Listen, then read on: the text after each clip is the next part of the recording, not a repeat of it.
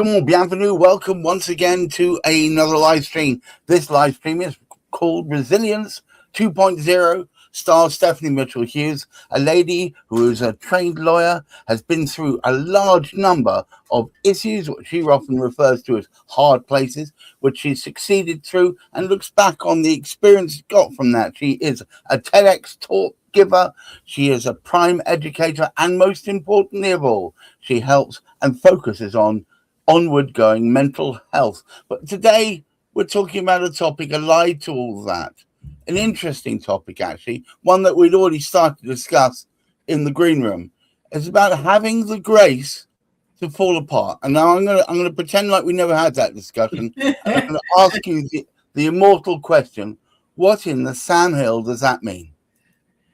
What that means is holding space. Really, sometimes maybe even almost giving yourself permission.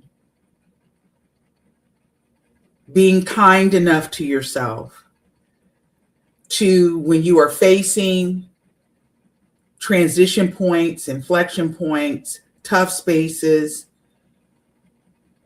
to give yourself room and space to fall apart. Because in the transition space, the transition point that takes you, that hard place, where, sometimes that phrase, I don't know if you've heard this phrase before, it's either going to make you or break you. Yeah.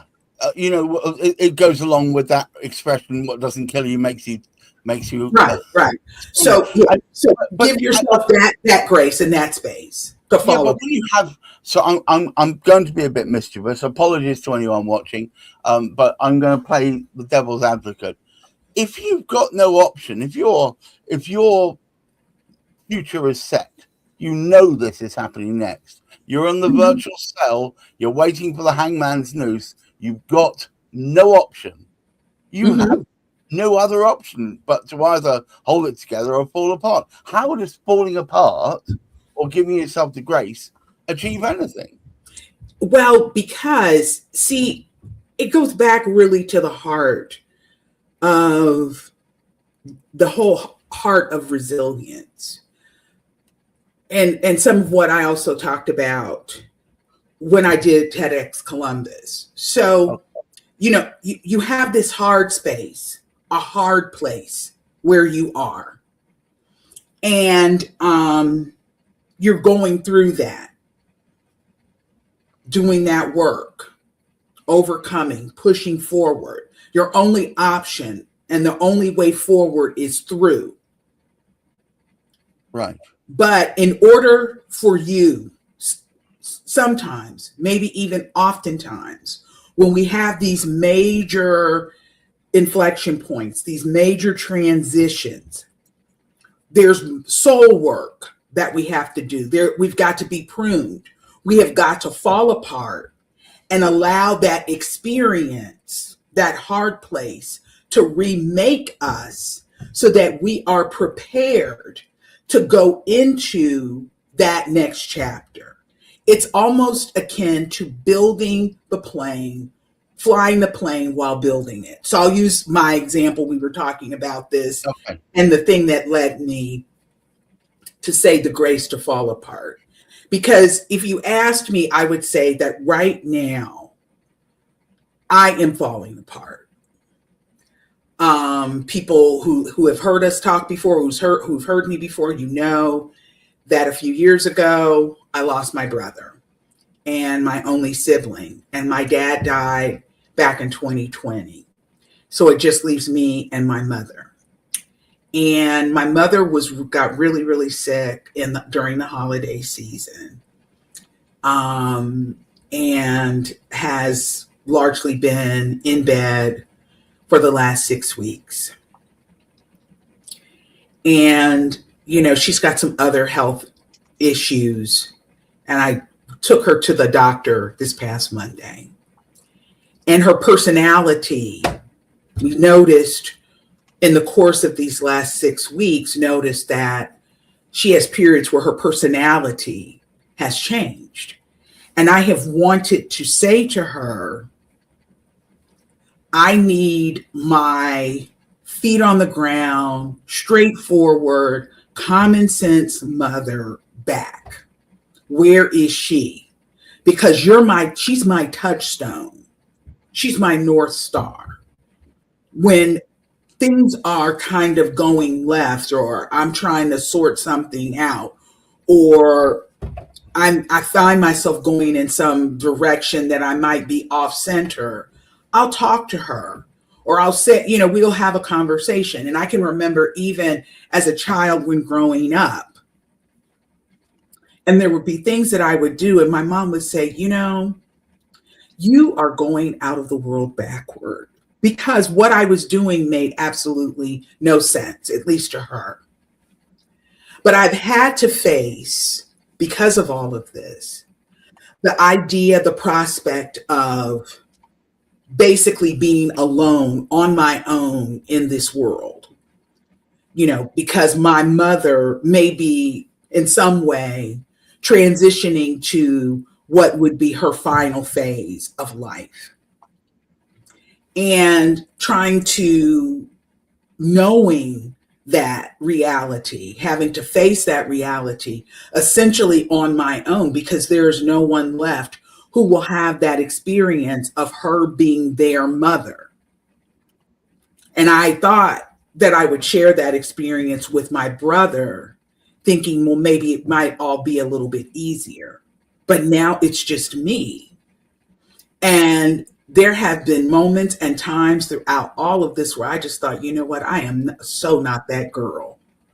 I am not a girl who is making choices and decisions and taking over her mother's life and assuming greater roles and doing this and doing that. I am not that girl. I am a person with a mental health condition. And how is that? Talk about falling apart. When my mother is no more and she takes her last breath, and I have to hold that and somehow regain my footing and move forward. That will change me. But at the same time, I can resist that experience, this experience. I can push back against it. I can hold everything that I'm talking about and saying right now, hold it all in, keep it to myself. Or I can just let myself fall apart while at the same time going through it, knowing that I have fallen apart. I mean, this all sounds very great. This sounds very graceful. It is. And I applaud you for it. But aren't you obviating control to the unfathomable? Aren't you just allowing fate to take the course? And you're sitting back, releasing the wheel and saying, drive whither thou mayest. Well, but the thing is, Gareth, and see, I don't know about you because we're around the same age, but one of the things that is increasingly apparent to me, there are a couple of things. There's very little that I really have control over. Increasingly, there's very little. I can control the way I choose to respond to situations. Sometimes I can control my penchant for sweets. As you know, I could not control them this morning because I was eating Buckeye buttermilk donuts in the green room. But I digress. There's very little that I can control. I can control how I choose to respond to something and respond to the situation. Right. But at the same time, I can choose to fall apart and stay there. Or I can fall apart, let it go, let the reins go, and be quiet. And at the same time, be quiet, be discerning, pay attention, and I can allow myself the grace, give myself some grace, be kind to myself. by falling apart, but then at the same time, be open and willing to being rebuilt so that Right. I am prepared to walk into whatever that next chapter is, to walk into the chapter where I don't have my original family of origin anymore.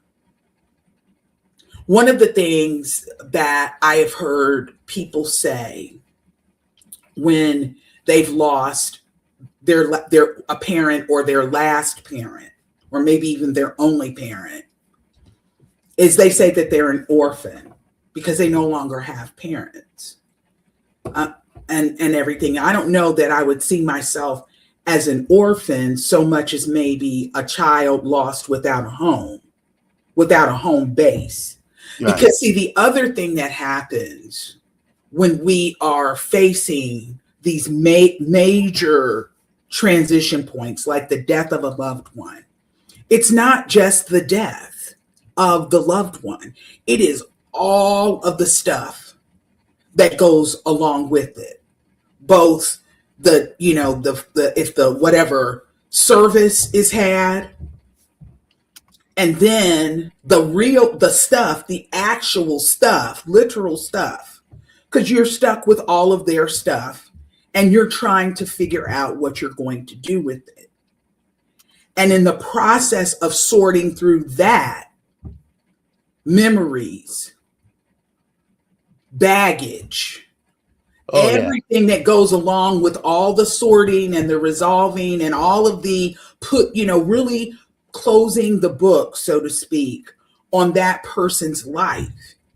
It doesn't just end once you put them in the ground, or you put them in, you have the mausoleum, and everything, and that you put them there, or if they are cremated. It just doesn't end in the ashes or in at the graveside. It goes on. And the other thing is that even if my family is no longer here, if I am indeed the only one left, I am still my father's daughter. I am still my mother's daughter. And I am still my brother's sister. They just aren't here for me to go to and use on an active basis, them as the touchstone that tells me that I am okay. Sometimes it's like you need to go back to a place, and some people, like, where you're grounded. Get grounded, reground yourself. There are some people who talk about going outside barefoot and just, really sticking and pushing their feet into the ground as a way of regrounding themselves. Well, once they're gone, the family is gone, the stuff is gone, the house is gone. There's no place to go back to anymore. No space. So what you have to do, I think, is give yourself permission to fall apart, and also give yourself permission and grace to be rebuilt, so that you can go back out into the world. You can turn that page and just go out and be a force for good in the world. Right now, there's so much uncertainty in the world. Things are happening all day, every day, where it looks as if the ground beneath our feet is literally shaking. And people really are maybe so stressed out, so anxiety ridden, so overwhelmed, that they are ready to fall apart. So what I say is, hold safe space. Let yourself fall apart, but understand you cannot stay there. You have fallen apart so that the work necessary, the rebuilding, can take place, and Yeah, you but move forward. aren't you assuming then that after falling apart, they're going to be able to gather themselves back up again to do that work? But see, okay, so this goes back to the reason that it is important to openly embrace hard spaces, to openly embrace the falling apartness of it all, is because when it is time for you to be pruned, for you to mature, for you to change, whatever that is, when that time comes, you can either do the work, fall apart, and allow yourself to be pruned and rebuilt, or you can go around the mountain one more time. Because there's no, when life is there, the time to learn a lesson, the time to have the experience is upon you. There's no avoiding it. You go, the only way forward is through. And the through may involve 9 times out of 10, the work, the soul work, the person work. So in the process of that, and I mean, let's face it, that's not fun. We really in this world right now want to have fun. And I'm not listen, I like to laugh and have fun just like everybody else.